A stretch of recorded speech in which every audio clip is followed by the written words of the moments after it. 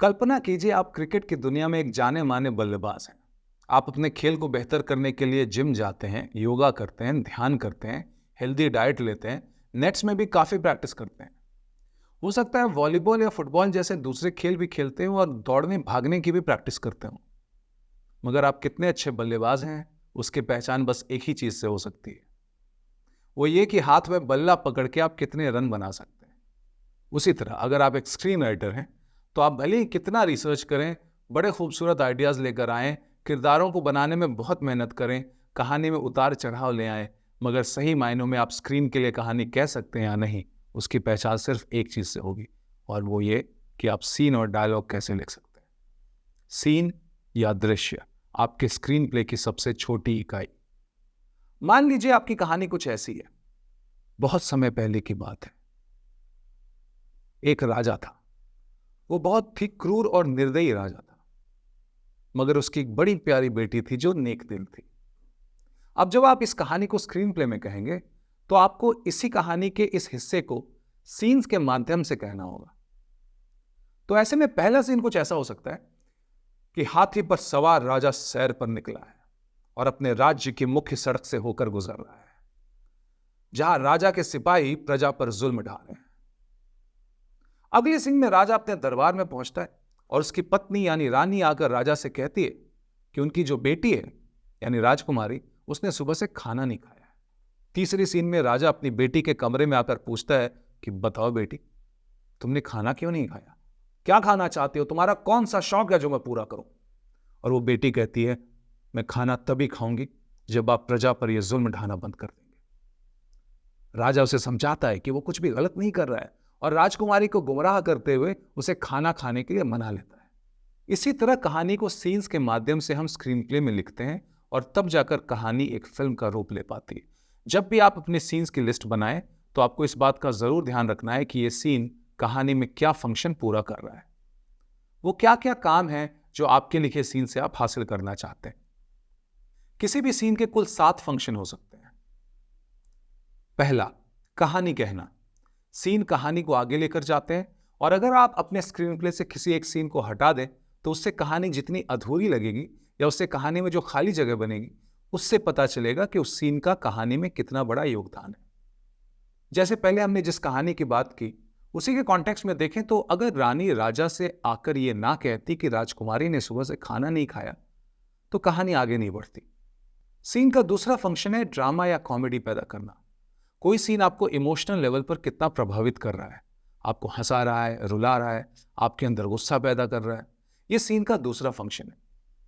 जब राजा हाथी पर सवार होकर नगर के मुख्य सड़क पर से गुजर रहा है, उसी वक्त एक आदमी गुस्से में राजा की ओर जूता फेंक देता है और राजा के सिपाही उसे पीट पीट कर लहूलुहान कर देते हैं, तो दर्शकों को राजा की क्रूरता देखकर गुस्सा आएगा। सीन का जो तीसरा फंक्शन है वो है किरदारों का परिचय।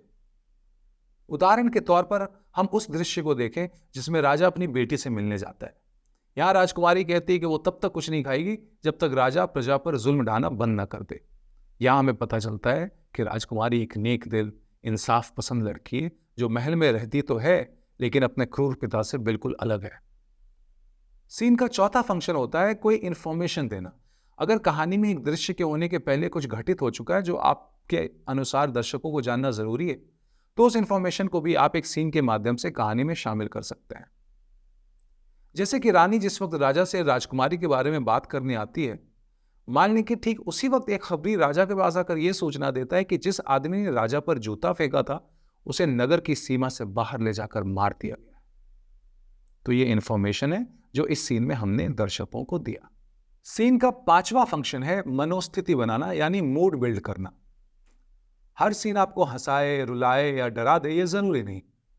कई बार एक या एक से ज्यादा सीन किसी आगे आने वाले सीन के लिए एक बैकग्राउंड बना रहे होते हैं, एक मूड बना रहे होते हैं। आपने हॉरर फिल्मों में ऐसा देखा होगा कि रात का वक्त है, जो मुख्य नायिका है वो नींद से उठती है, किचन में जाती है, पानी पीती है और वापस आकर सो जाती है, और आप इंतजार करते रह जाते हैं कि भूत कब आएगा और आपको डर कब लगेगा। इस सीन में आप डरे नहीं, लेकिन इस सीन की मदद से आगे आने वाले सीन के लिए एक मूड बना दिया गया है। अब अगली रात जब नायिका फिर से उठती है, किचन में जाती है और वो फ्रिज खोलती है, तो फ्रिज के अंदर एक भूत बैठा हुआ है। तो वो भी डरती है और हम भी डरते हैं, और पिछले सीन का मकसद हमें यहाँ समझ में आता है। तो अगर किसी सीन में आप चाहते हैं कि दर्शक डरें, तो उसके लिए आप उसके पहले के 2-3 सीन में थोड़ा-थोड़ा करके मूड बना सकते हैं, जिससे जब वो सीन आए तो उसका इमोशनल, ड्रामेटिक या कॉमेडिक इम्पैक्ट दर्शकों पर ज़्यादा हो। सीन का एक और फंक्शन होता है और वो है पूर्वाभास या फोरशैडोइंग, जिससे कि फिल्म में कोई घटना महज संयोग ना लगे या ऐसा ना लगे कि ये अचानक से कैसे आ गई। हर दृश्य के बाद होने वाली घटना स्वाभाविक सी प्रतीत हो, इसके लिए उसके पहले के किसी सीन में उस घटना का बीज बो दिया जाता है।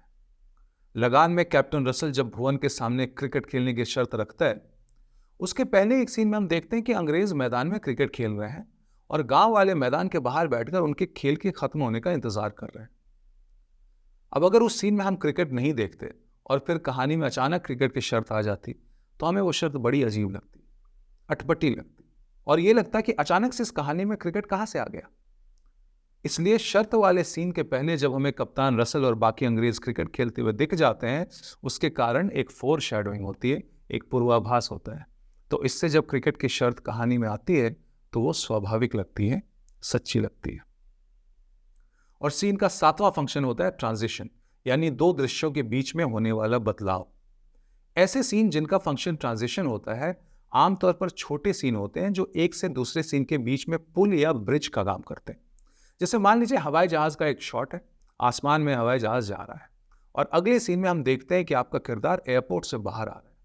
तो आसमान में हवाई जहाज का उड़ना अपने आप में एक सीन है और इसे एक ट्रांजिशन सीन कहा जा सकता है। आपको ये लग रहा होगा कि हवाई जहाज का शॉट तो सिर्फ एक शॉट है, ये सीन कैसे हुआ? इसके लिए हमें ये जानने की जरूरत है कि टेक्निकली सीन की परिभाषा क्या है। स्क्रीन पर एक समय में एक जगह पर जो भी घट रहा है वो एक सीन होता है। अगर समय बदल जाए या जगह बदल जाए तो हम मानते हैं कि एक नया सीन शुरू हो गया। उदाहरण के तौर पर एक कमरे में 2 किरदार बैठकर बात कर रहे हैं, भले वो 10 मिनट बात करते रह जाएं, वो एक ही सीन कहलाएगा, क्योंकि समय के क्रम को तोड़े बगैर हम एक ही स्थान पर उन किरदारों को देख रहे हैं।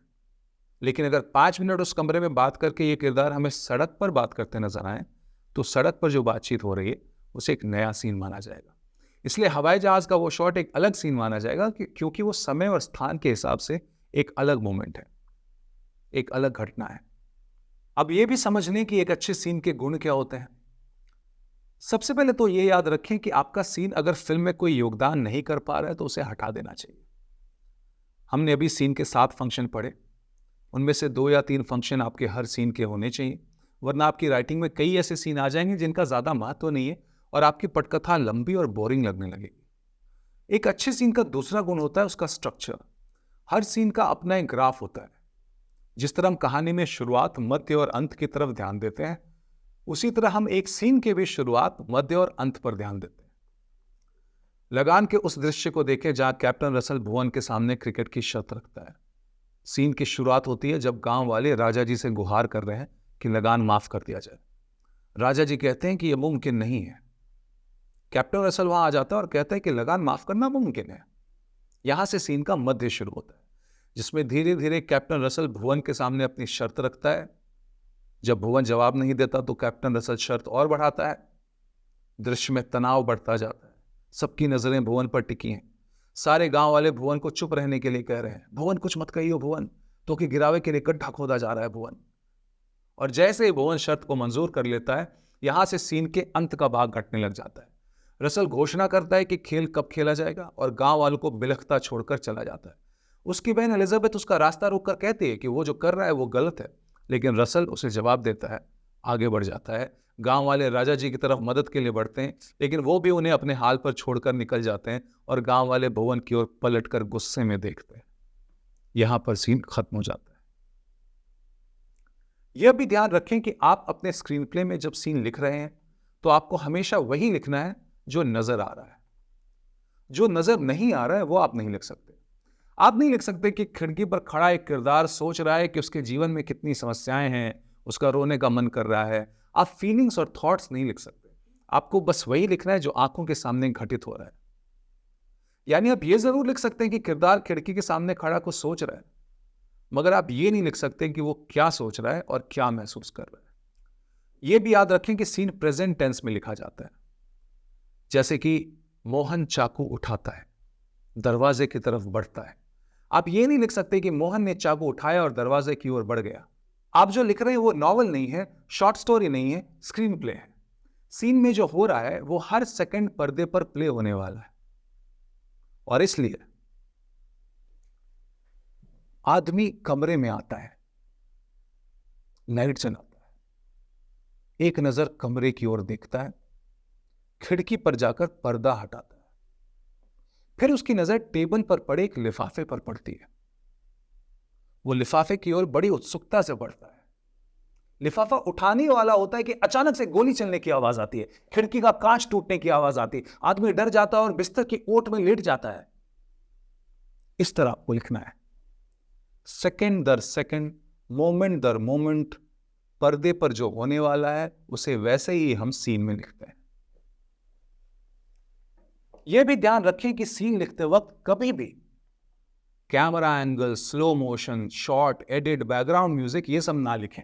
यह काम निर्देशक का और बाकी क्रू मेंबर्स का है और आपको सीन में इस लेवल के निर्णय नहीं लेने चाहिए।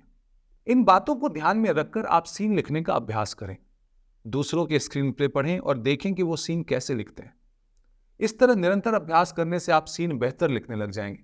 आप वो बल्लेबाज बन जाएंगे जो जिम जाता है, योग अभ्यास करता है, ध्यान करता है, अच्छा खाना खाता है, ये सारी चीजें तो करता है, मगर उसका असली गुण हाथ में बल्ला पकड़कर रन बनाना है। आपको भी वैसा ही स्क्रीन राइटर बनना है।